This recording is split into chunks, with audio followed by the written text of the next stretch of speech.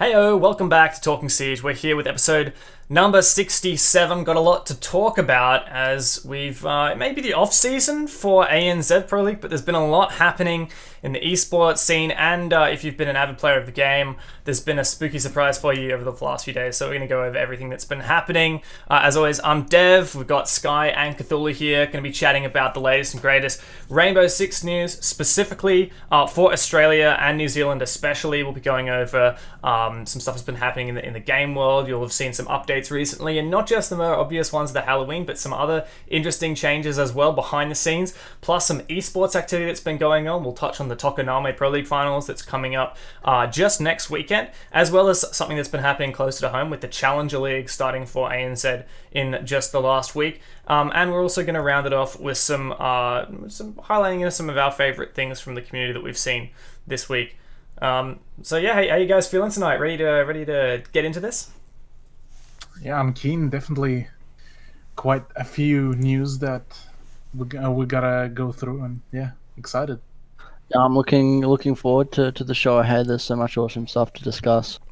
Yeah, especially as we do have Tokoname next weekend. Next week we'll have an episode to cover all the stuff that is happening at the event, and also all of the announcements that no doubt will be happening just before the grand final for the new operation that will be revealed then. So stay tuned, we will cover that next week. But as for tonight, we'll talk about what's been happening in the game, which is the Doktor's Curse. That is the Halloween event in-game. If you boot up the game, you'll notice there's a full takeover of the main menu, and there's a new game mode, that Discovery playlist. It's only active for another 2 days, so I highly recommend, if you haven't played much of it yet, if you want to give it a shot. I have some mates who... I have one mate in particular, and he hasn't been playing the game as much as me and some of my other mates has, and he just loves this game mode.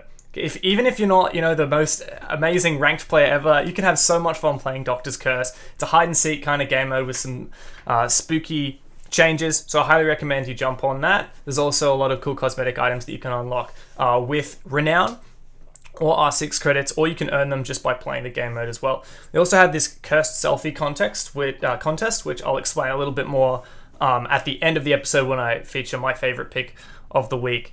But something that's been happening behind the scenes, we do have some updates to the DDoS and DOSing situation. So for those who don't know, there were some issues where people were figuring out ways to harm the integrity of matches using DDoSing or DOSing, and there is a full update that has been released, patched into the game. A lot of changes have been made by Ubisoft to ensure that this won't affect as many players. And as a result of these changes going live, if you follow this this blog update, you'll see what's happened. There has been a 93% drop in the frequency of DDoSing or DOS attacks, which is a huge benefit to everyone who's playing. I personally, I haven't, ever since this update went out, I haven't experienced any issues relating to this, not even once. So it's great that that update's come through. And there's also just the first step. A lot of changes are still happening, and that'll continue to assess the situation and make any needed changes. But that's all from the game side of things. Let's talk esports. Cthulhu, we've had a lot happening locally in ANZ in the last week. Oh yeah, so we had Challenger League start up, and we had the first play week happen, where we saw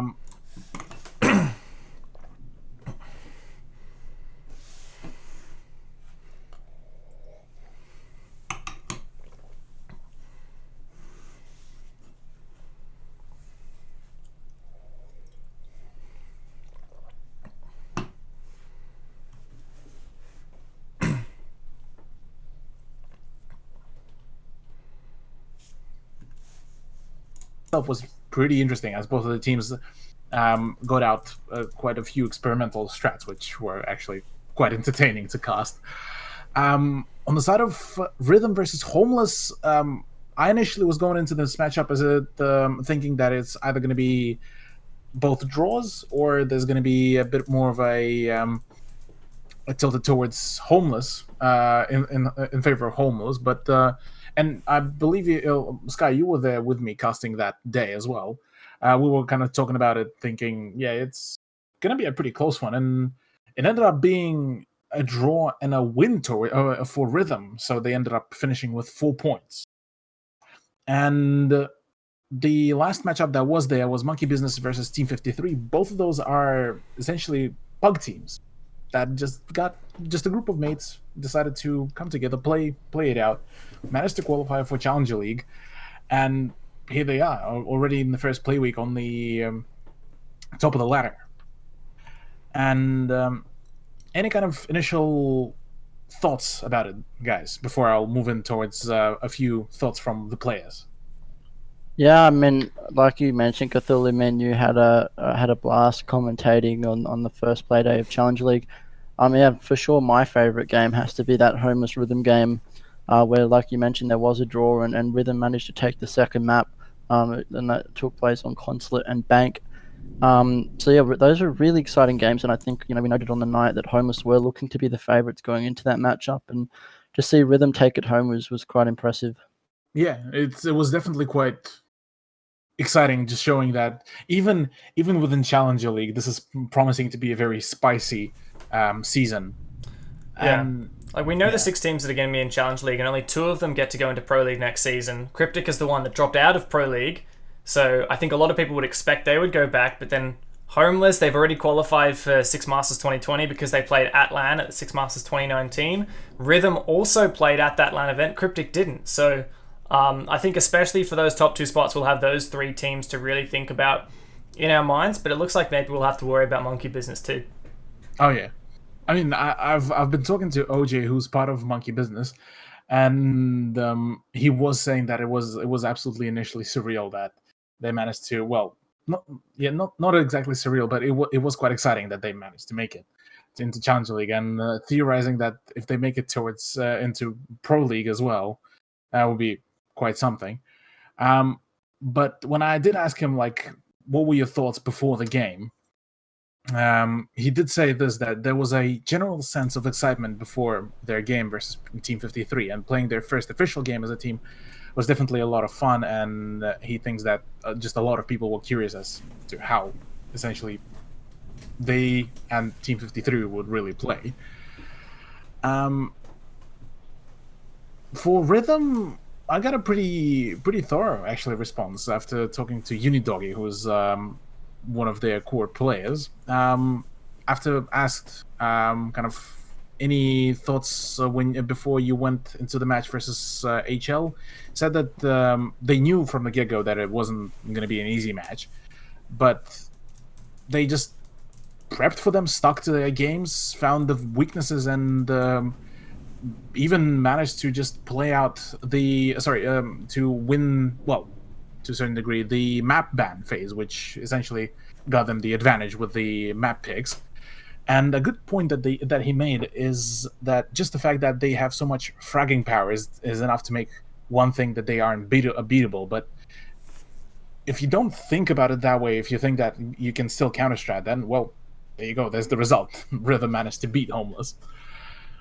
And then, kind of the last quote that I got was from War Turtle, who's the analyst for Team Cryptic, and I asked him about kind of how do you feel this whole Challenger League will shape up, since they're the team that just got relegated out of Pro League. They have both of the experience with the Challenger League teams and the Pro League teams.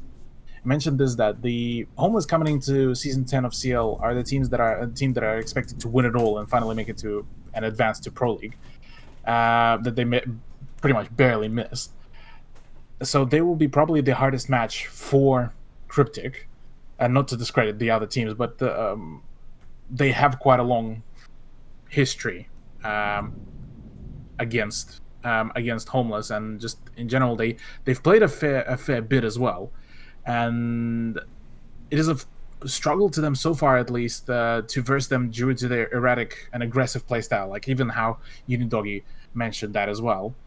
And addition of Arlo should have worked, but hey, so far, unfortunately for Homeless, that was not the case. But I'm keen to see where would they go, because Arlo is more or less of a more recent addition. Am I right, boys? Yeah, that's it. Yeah. And he does have Arlo's- some competitive experience. He played for... He was a sub for Taboo back in the day. But I guess the jury's still out on how Homeless will look at the end of the season. They've only had that one play day so far. They've got 5 other teams that they get to play in the league. So still an opportunity for them to make top 2. Yeah. Sky, any thoughts? Yeah, I mean, I was just going to comment Arlo obviously coming from Extricity after their unfortunate disband. And yeah, like I think we mentioned the other night when we were on Consulate, that I noted that Extricity were a very strong Consulate team. So it's upsetting to see them not sort of bring over that finesse onto the Homeless lineup. But yeah, it's great to see Arlo back on the playing field, and I think Homeless is really a team that we could see him shine in. Yeah. But yeah, for now though, that is it for this week of Challenger League discussion. And we do have one more announcement before I'll throw over to Sky, which is the Mogul Ladder Masters announcement that came out, which is essentially, it's a new ladder competitive system for anyone with an ANZ who is keen to compete. It is open to any teams, free to enter, and it utilizes a slightly different reward system, which is essentially called, I believe, a Razor Points. So if you win, you get points, which you can redeem on some sweet Razor gear, and the higher you get on the ladder, the more points you get, i.e. the cooler stuff you can acquire. And essentially it's a nice hands-free way of rewarding people, and I definitely would be myself keen to try to play it out at some point as well. But for now, I believe we have some Tokoname finals to cover as well, Sky. We do have just quite a lot of Tokoname finals to cover. Obviously, coming up this weekend is the Tokoname finals, where we're going to see 8 of the best Siege teams in the world. We've got an absolutely magnificent trailer playing right now. I mean, this is just so cool, and I'm sure a lot of people have already seen this, just to the nature of how cool it is. But it'll be awesome to see this. I don't know, it's just so cool. Moving on. When is Tokoname? As I said, it's this weekend. It's the 9th and the 10th, taking place in Tokoname, Japan. Would you look at that? It is going, as I said, it's featuring 8 of the top Siege teams in the world. We've got 2 from APAC in Aerowolf and Wildcard, 2 from NA in Reciprocity and Dark Zero, 2 from EU and Giants in Navi, and 2 from LATAM, being FaZe Clan and NIP. So much competition there. It's an absolutely incredible event, and I just can't wait to go into it. Speaking on those teams, In first seed, in the first seeds for those teams, we have Navi, who are the first seed for EU, Aero, who are the first seed APAC, Darkster, first seed NA, and first seed LATAM is going to be Ninjas in Pajamas. Moving on now to the talent announcement, we have got some pretty cool faces who are going to be attending the event. We've got the stage host, Matt Andrews, who it's magnificent to have back. Obviously, we saw Matt at Six Masters. And it was a pleasure to have him down under. And now we get him back in APAC once again, hosting the Tokoname finals. We've got Milosh, the desk host, commentators, Kix, Flynn, and Tero Stokes, analysts Eric, Emzo, and this bloke called Dev Mata. As for the observers, who is that? Dev Mata? No one's heard of him. As for the observers, we'll give the observers some love. We've got BK and Marciu who are going to be taking care of the observing. So, dare I say, I think we're in very good hands for this event. It's going to be an absolute blast. But let's move on and start to really dig deep into the meat of this event, the actual games. And my gosh, have we got some good games ahead of us. I guess let's just get this underway. As you can see, the first matchup is going to be Aerowolf versus Giants. So a very conflicting match, I think, because Giants obviously is quite a beloved team by many people, but also, we're all from APAC, so we sort of want Aerowolf to do well. And at that, they haven't really got an opportunity like this before. They've been going so hard at it for such a long time, and to finally see them make it onto this truly international stage is quite exciting. Dev, Cthulhu, what are your thoughts on this matchup? Who's going to win? Who are the favorites? Just give me it all. Oh, man. Yeah, you go ahead, though. I'm just going to say, whatever happens, I'm going to be... It's just like an APAC finals. Every single match, I'm going to be so happy for the team that wins. I'm going to be so bummed out for the team that loses. Because there are a lot of teams here that have a lot of fans, that have been around for a really long time, that have really, really attractive storylines behind them, driving them for every single win, especially if you're a fan of underdogs like I am. We have some great underdogs at this event, mainly because we don't have G2 or Empire or Evil Geniuses, that none of those teams are there, none of the big hitters. In fact, no team that's ever won an a Pro League Finals or a Major or a Six Invitational, no team that has ever won any of those is going to this event. None, which means there will be a new Pro League champion, which is super exciting. Yeah, it's a definitely good point you make there, Dev. Not a single finalist before that was a part of the Pro League finals did not make it.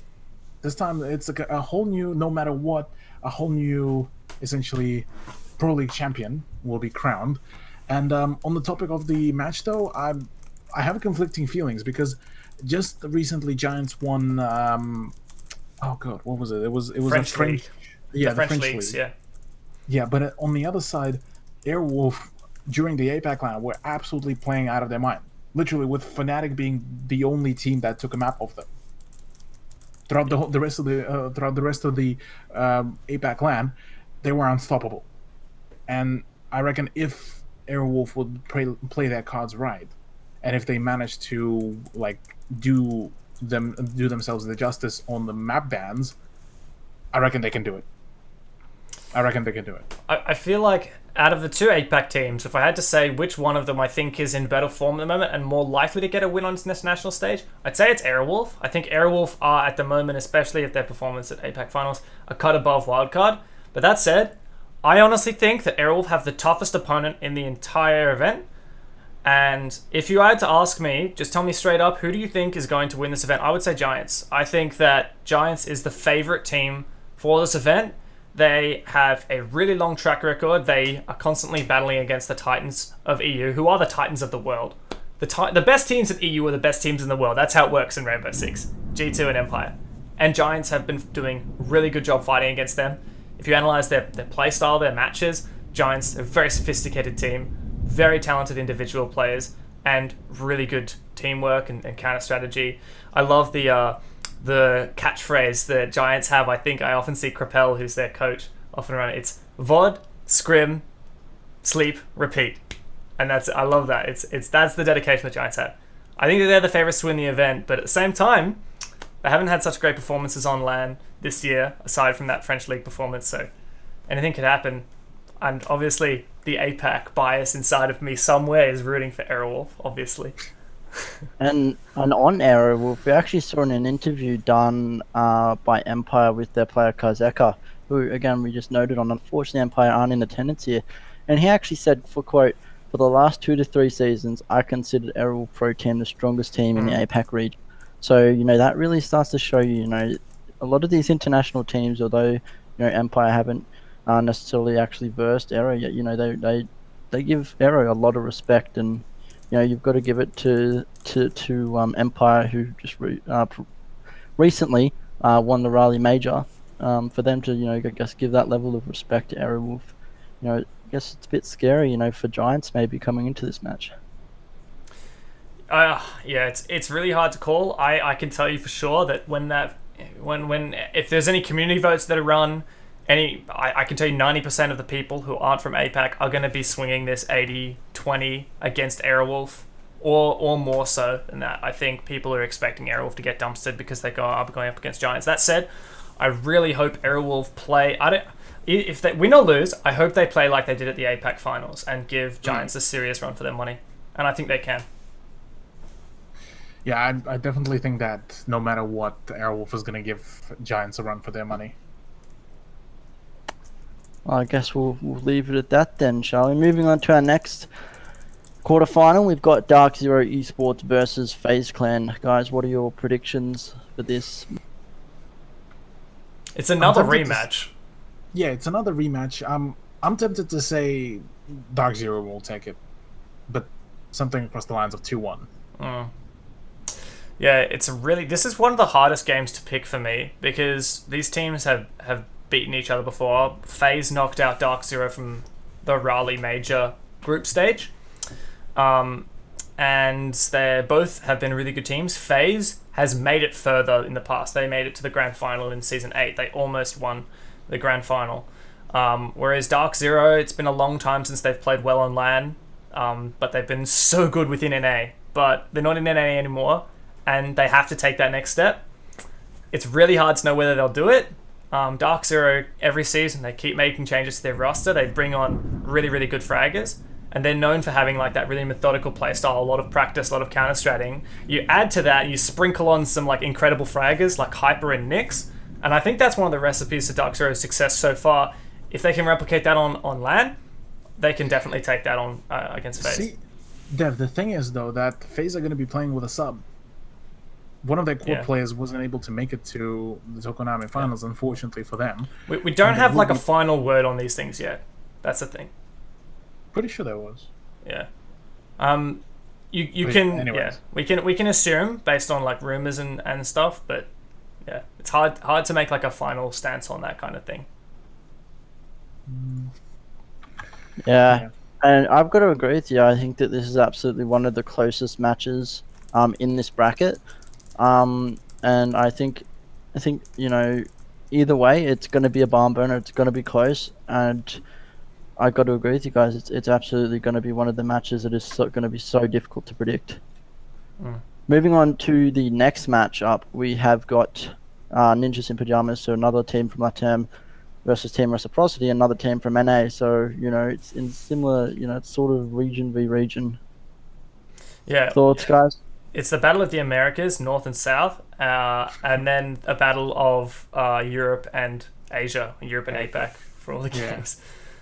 Yeah. NIP Reciprocity, thoughts, Cthulhu? I mean, I'm kind of leaning towards NIP here, but the Reciprocity has been showing up quite well. They managed to pull themselves into that top 2 bracket during the online, and this is one of their first few debuts as well in the Pro League finals. So I will probably go with Reciprocity on this one, actually. Reciprocity did beat Ninjas in Pajamas at the Invitational. That was the last time these two teams played against each other on LAN in a best of 3. So that could be the safe bet. At the same time, NIP have been doing really, really well online. If they have their full roster, who they have some really, really good fraggers. Muzi and Pino have been doing really, really well. If they can perform as they do online, then it's going to be a really hard one to call. Reciprocity are such a hit and miss team. Sometimes they look like a easy top 4 in the world, and sometimes they really don't. So that makes that match really hard to predict for me as well. I can see it going either way. NIP, a lot of people forget this, but they used to be a team that was consistently getting top 4 at events. They Invitational 2018 and Paris Major, they both had really, really good performances. So another hard one to pick. They're really starting to come back into their own, aren't they? Obviously, they've claimed the first seed in LATAM for this event, over very notable teams like FaZe, like Team Liquid. So I mean, it really shows you that NIP are a force to be reckoned with. As for my prediction, I think that this is going to be another really close matchup. I've got to say Reciprocity. I think they'll edge them out here, but I honestly think it can go either way. Yeah. What about the Moving Na'Vi on. wildcard? Yeah. Yeah. Talking of Na'Vi wildcard, Dev, what a wonderful segue. The final quarterfinal is going to be Na'Vi wildcard, so another, I guess, very heartfelt match for many of us here based in APAC and more specifically ANZ. Guys, what are your thoughts on that? I'm going to cry. Yeah, it's definitely going to be a bit of a heartbreak if Wildcard will end up going down. And win or lose, I'm going to cry. Yeah. It's either tears of joy or tears of sadness. Yeah. That's true. That's a very good point. But yeah, honestly, I would like to say that if Wildcard will do the same prep that they've done for APAC finals, I definitely think that they will have a chance against Na'Vi. Because Na'Vi still are a force to be reckoned with, like no matter what. Yeah. They're one of those teams that managed to. Well, they were initially kind of overlooked by a whole lot of people, especially like within Pro League, but now they're quite amazing. And even when they were playing with a sub that was playing instead of Doki, my goodness, that was scary. I think that's going to be a really great storyline. Pi, who's the guy who's jumped onto Na'Vi, he's never played in Pro League before. He's just kind of come out of nowhere. He's playing for Na'Vi in Pro League, and he's done really, really well. Despite losing Doki, he actually overall had a better rating according to the CGG stats than Doki did during that season, which is funny. It was like by 0.1 point or something. It's just a nice little bit there. But yeah, I mean, Na'Vi, they're such a good team, but a lot of people forget, they just came into Pro League this season. They don't have as many LAN experiences as Wildcard do, which is funny because people are like, well, Na'Vi have played the UK Premiership, they've played it at DreamHack, surely that means they have a lot of LAN experience. Well, people also forget that Wildcard play in APAC finals every 3 months to go to the Pro League or the majors. So they and the Six Masters, they played at 2 Six Masters plus a lot of the 2 of the Wildcard players. Two of the wildcard players played it in 2017 at the ANZ Invitational. So there is quite a bit of LAN experience as well for wildcard. I think most people are going to be safely betting on Na'Vi, which I think is the safe bet for sure. We've seen teams before rocket up from Challenger League into Pro League into champions, Pro League champions. Team Empire did that last season, their first season in Pro League. They're the Pro League champions. Could be the same for Na'Vi here, and that would be a fantastic story for them, especially because it is the first time we're having a UK dominant, a UK majority team in a Pro League since, I believe, year 1 was the last time we had that happen. So that's pretty exciting. That said, come on, ANZ, we need to show the world that ANZ has more than one team, and I think Wildcard are the team to make that happen. And I mean, isn't this the land to do that, Dev? I mean, I've got this sneaky suspicion that this really is going to be the land of upsets, and why can't it be that land? We look at EU, and the two most predicted teams didn't make it. We look at APAC, and Nor and Fnatic are nowhere to be seen. So I mean, this is absolutely the land for those upsets to happen. And I'm just so excited for this weekend. I can't wait. Yeah, I mean, same goes for me. Really, I'm quite excited to see how will this unveil because. Yeah, like you said, Sky, with this being a season of upsets, you can't really predict who's going to win, who's going to lose. Yeah. The dream dream is still there. Dual APAC finals. I mean, someone's gotta say it. It could happen.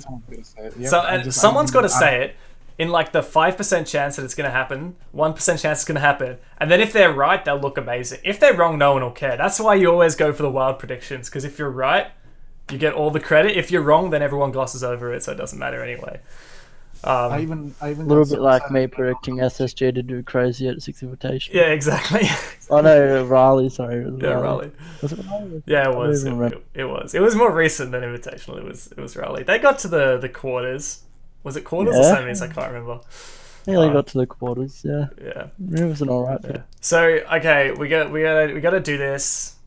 Sky, I don't know what you had for the next part or anything, but I wanted to see if you wanted to do a prediction for the winner. Alright, guys. I mean, this is probably the hardest part. Who is gonna take it? If you've got to put your cards on one team, who's gonna take it?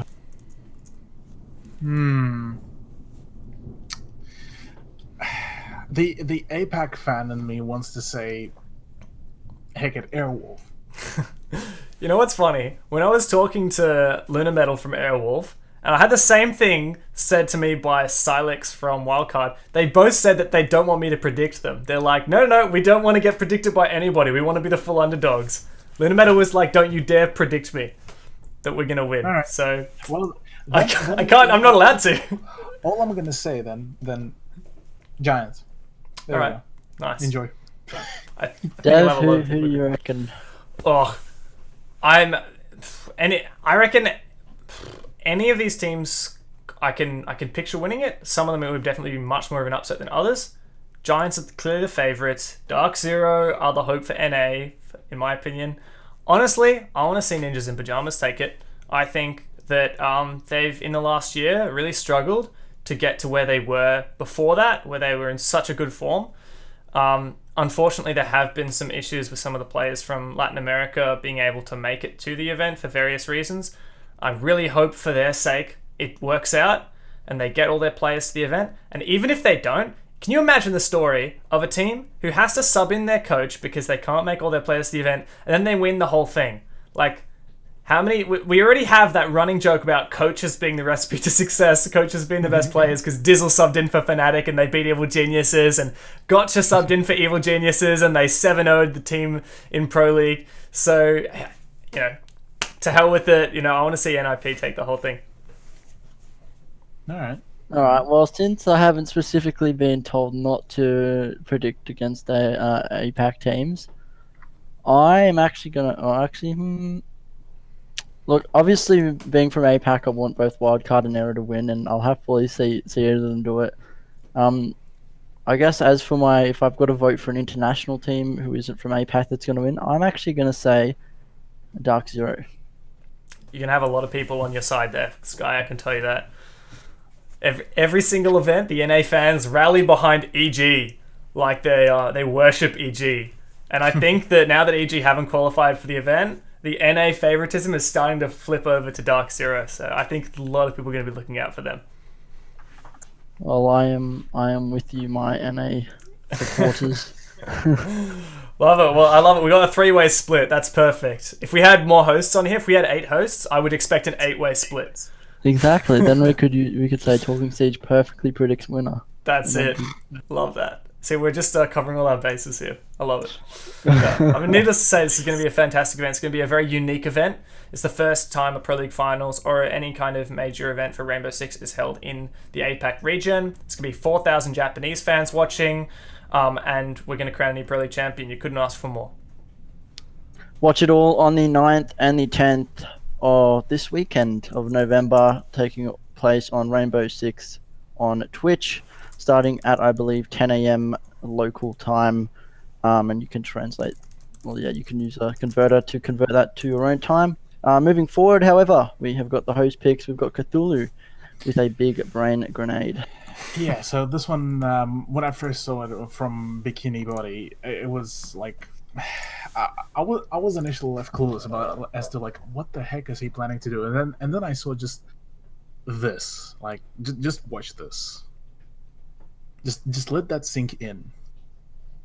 Because it took me like a few seconds to actually realize like what the heck is he doing? But essentially, it's just banking the grenade right in between the two layers of the wall and actually exploding it so that it ensures that there is like an impact hole. So big brain, boys. I love that it looks perfectly like an impact grenade hole as well. Yeah, exactly.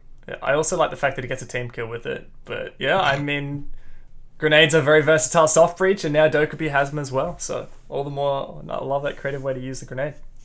Yeah, indeed.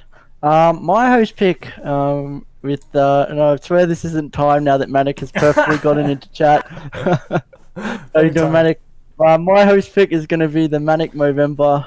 I guess cause, as you can see, there's so many great things on screen that he is attempting to raise money for, and I think this is such a great cause. Obviously, for those of you that are unaware, Movember is about raising awareness for men's health and more specifically mental health. And yeah, it's awesome of Manic, and I will note that Sky, who is Manic Monday for those who don't know? Yeah, Manic Monday. I will note that there are many other of the ESL AU talent also partaking in this, but there's just some awesome stuff on screen there. If Manic gets those goals, he will do giveaways. He will shave his head off. If we get him to $10,000, that's got to be the goal, surely. And yeah, I mean, we're making good progress. If you want to support this cause, head on over to Manic's Twitter, which is Manic Monday. So if you're in Twitch chat right now, you can look at his name. Monday spelt with a U, so MUNDAY, or in full MANICMUNDAY. Make sure you go check out his Twitter. Make sure you donate to the cause.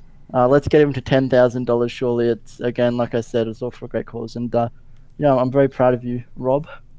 Thank you for partaking in this. Moving forward, we've got Dev Marder with his host pick of the week. Always trust you, Sky, to put your host pick on something charity related. It's very consistent. I like it.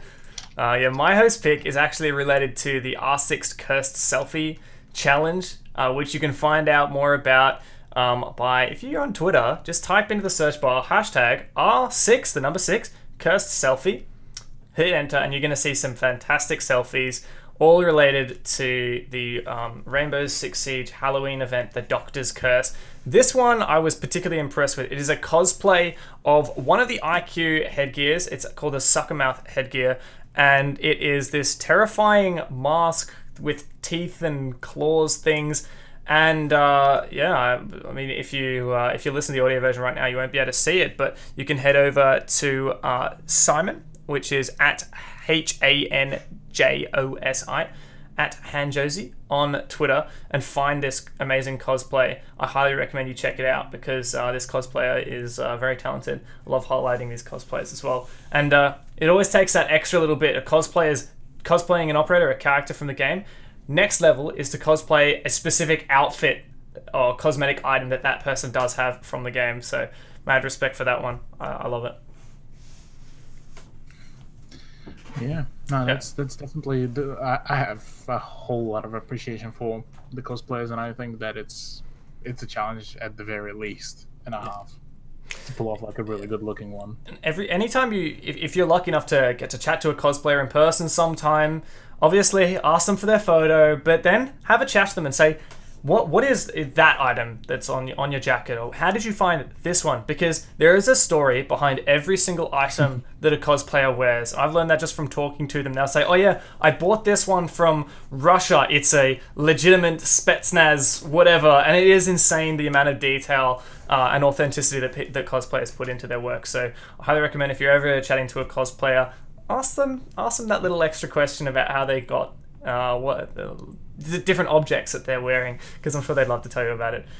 But that's the end of the episode for tonight. Thank you very much to everyone for joining in. Next week will be after the Tokoname Pro League finals, so if you tune in to the twitch.tv/Rainbow6 this Saturday and Sunday from 10 a.m. Japan time, you can convert that into your local time. There is the Tokoname Pro League finals we talked about tonight. There's going to be 4 quarterfinals on the Saturday, 2 semifinals on the Sunday. Then we'll have some interesting panels from the development team. They're going to take us through the new operation that is yet unannounced, so we can't talk about it, but we will be talking about it next week. So I highly recommend you watch that reveal panel and then tune in Monday night. We'll be here. Unfortunately, I won't be able to make it, but these two lovely gents are going to take you through everything that's happened over the weekend and all of the new content as well. So make sure you're there next week, same time, same place, Monday, 8 p.m. AEDT. And we'll be here to bring you all the action. But that's all from us tonight. Thank you everyone for watching, and we'll see you next week. Peace.